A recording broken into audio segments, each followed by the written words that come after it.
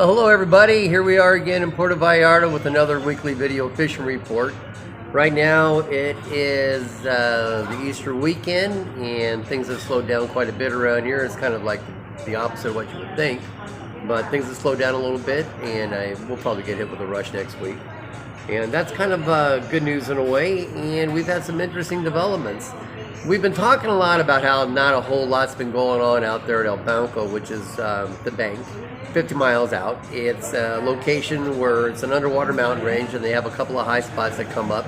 And at those high spots, bait will usually spin around and be there. And, you know, for the last few years, it's been kind of a disaster out there because a bunch of these production fishing ships out there, known as seiners, well, when they went through and they just completely messed up our tuna fishing out there, they broke a couple of nets off on those high spots, and those nets have been waving around in the currents for years now, and it's kind of screwed up the whole area. Having said that, just recently, here in the last couple of days, we've been seeing a lot of action out that way. Now, I was getting reports from people that we were seeing 30 to 200 pound yellowfin tuna out there, and they were all coming in with currents. And we have some interesting currents out there that have been bringing a lot of bait in, so they were small, tiny little baits, and of course you've got bigger baits like skipjack tuna that have been feeding on those, and of course you have the tuna that go after the skipjack tuna. You know, it's kind of an interesting situation. And I got word that more seiners came in and went out there and they were chasing things around, so I can't really tell you if anything has changed out there or if the fishing is any better out there. But we always know when tuna are around because the seiner will show up. They'll go out there after 20 pound tuna. It's disgusting, just disgusting. But that's our burden to bear. Local authorities, even when they're told, they don't seem to care. And you know, it's just well, I'm down here in Mexico, so I'll let you make your own opinions on that kind of stuff. But what they have out there right now is they have this green water. It's clean green water. Now it's not a preferable kind of condition. They don't like the colder water, especially the green. But when it's full of bait, they don't care, and that's what the situation is. You got a lot of squid, you got a lot of tiny bait, you got flying fish, everything, and the brothers coming in down there. And so we have Dorado out there as well. Now we were seeing a lot of striped marlin, a lot of sailfish. Then we had the tuna, and now we have Dorado out there. So frankly, I don't know if by the time you watch this video, if things are going to change or not. The currents are pretty swift. A lot of stuff is moving in. They can move out just as quickly. But the boat that we put out yesterday in Cape Pasa, they had like, you know, 10 different Dorado out there. They were taking anything you threw at them. Hell, I think if you threw your car keys with a hook on them out there, they'd probably boat something that way. So right now, that's a very positive indication. Spring is still here. You know, the fish are still quite a bit fickle. Some days they're taking bait, some days they're not. That's love is in the air, let's put it that way. So right now, a 12-hour trip out there may be worthwhile, may not be worthwhile. It all depends on your pain factor, but if you're going to do it, now would be the time to do it. Coming in a little bit closer around Punta Namita, which is about 10, 12 miles, 15 miles inside of there, what you're going to find is on again, off again, kind of fishing. Still there's some sailfish, still there's some stripers out there. Haven't been hearing too much about that. Most people have been going farther up north for any kind of fish. Up north by Sayulita, you probably have a better chance for sailfish and striped marlin. But right now, we know we're out there at El Banco, so there's no reason to think they wouldn't be a little bit closer in. If you're over by El Morro, which is about, well, I don't know, about 10 miles south of that, just right about 5-6 miles south of the Marietta Islands, there've been a lot of red snapper out there. So the water temperature's been hanging kind of high, but higher than we would think, but there's red snapper all over the place out there. And we had some clients go out the other day, just a boat full of people, and everybody caught fish. And of course, it's very white meat and very good tasting. And red snappers are definitely a good enough reason to break into that piggy bank and, you know, fill the boat up with some fuel and head out there. You'll have a good time. A lot of Jack Crevalles out there as well, and with a lot of sardines moving in the area, El Morro can be a good place for rooster fish as well. So right now, a 12-hour trip is, you know, if you want to go out there and take a shot at it, you got the possibility of a very good return on your fuel dollar investment. Over by El Morro, Jack Crevalles, snappers, possible rooster fish, although I haven't seen any, but when sardines come in, that always happens. And then, of course, we've got inside the bay. Now, inside the bay, you know, we've been seeing a lot of bottom fishing. We got smaller fish. We've got the cold water species finally show up. We've got about an 8-week window, and we're right in the middle of it right now.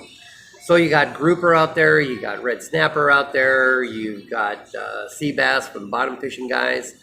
We got another one out there called bacalao. They got a couple of different fish out there, which are kind of like cod, very white meat, very good tasting. So a 4-hour trip will get you that. Problem is, if you're going over by the Ameca River, which is very close to Marina Vallarta, you can't have 30 boats out there in front of the same river. So you want to make sure that your captain takes you anywhere but there.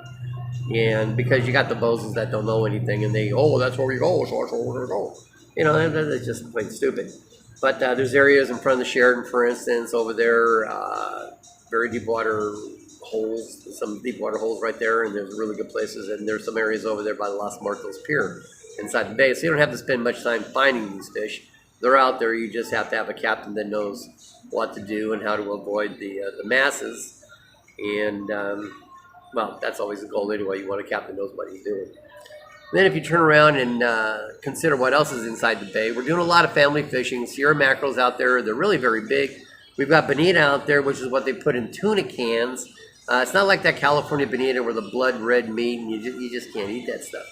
But this stuff here, the bonita is Arctic bonita, and they put this in the tuna cans, so you can do go out there, catch those all day long, and have a lot of fun.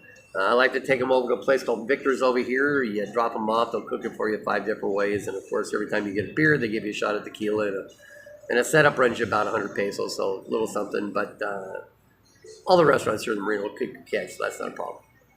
Then continuing on, so I said we got the bonita, we got the Jack Crevalles, we got the Sierra mackerels, we got the bottom fishing. There could be some Dorado inside the bay right now, but I don't really think so.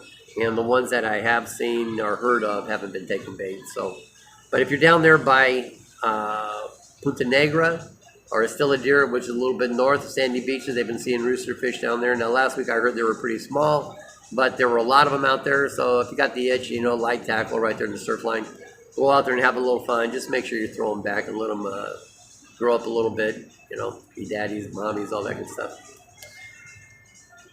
Right now, the COVID thing, we're doing fine down here. You know, no real problems down here.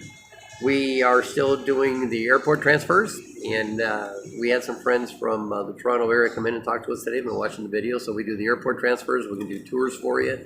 Anything you can do on a boat, we can do for you. If you have an idea, let us know. A lot of people like to turn a 4-hour fishing trip into a 6-hour fishing trip, and we take you down by Los Arcos or some areas down by Los Animas, and you can snorkel, you can fish, and what the heck, if you get lucky enough to catch something really good, you might even want to take it to the beach and have mix the beach and have a couple beers out of it. You can make a whole day on the water and save yourself a lot of money and get some extra tours in.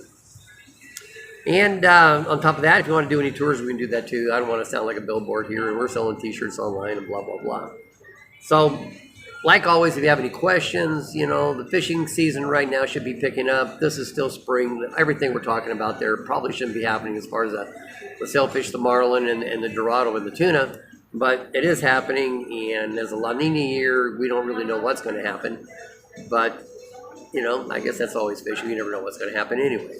So for now, you know, if y'all have any questions and, you know, just feel like calling up, whatever, feel free, and we'll be more than happy to help you any way that we can. So for now, this is Stan in Puerto Vallarta saying don't forget to catch your fish, and we'll keep putting these videos out. And, well, by the way, we really appreciate your support, and if you can subscribe or, I don't know, all the things that you can do, just go ahead and do that, and we'll keep doing these if you keep watching.